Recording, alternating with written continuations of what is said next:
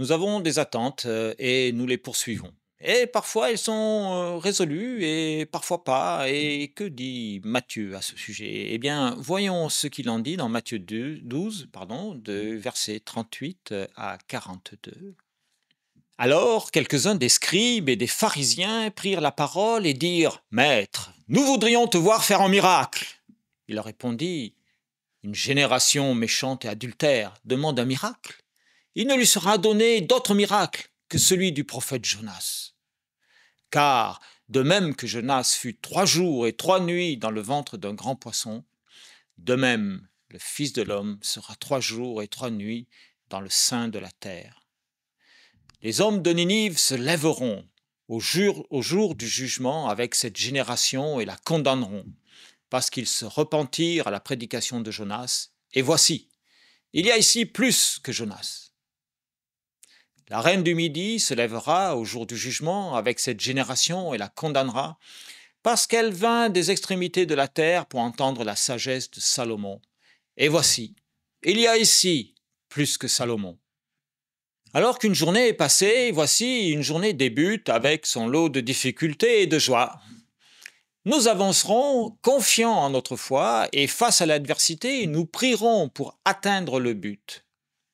Alors que cette journée est commencée, voici combien de demandes avons-nous prié avant même d'avoir rendu grâce pour le petit déjeuner. Nous voudrions que nos vies soient une succession de miracles, mais nous avons oublié qu'il est déjà présent pour nous édifier. La paix a été accordée à Ninive lorsque Jonas se lamentait.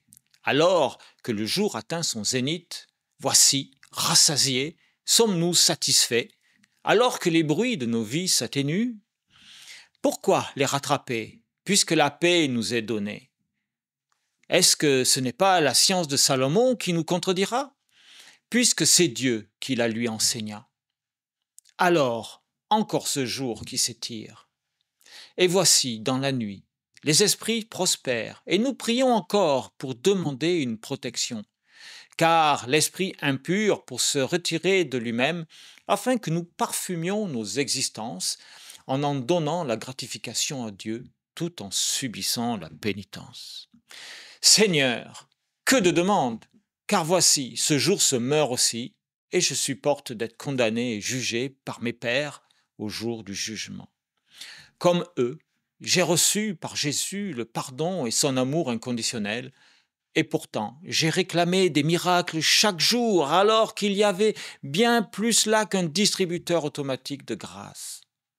Jésus ne prend pas de carte bancaire, même sans contact, ni n'attend de reconnaissance, mais que nous répondions à sa prédication comme les Ninivites l'ont fait, que nous soyons attentifs à sa sagesse et que nous transformions nos cœurs avec sincérité.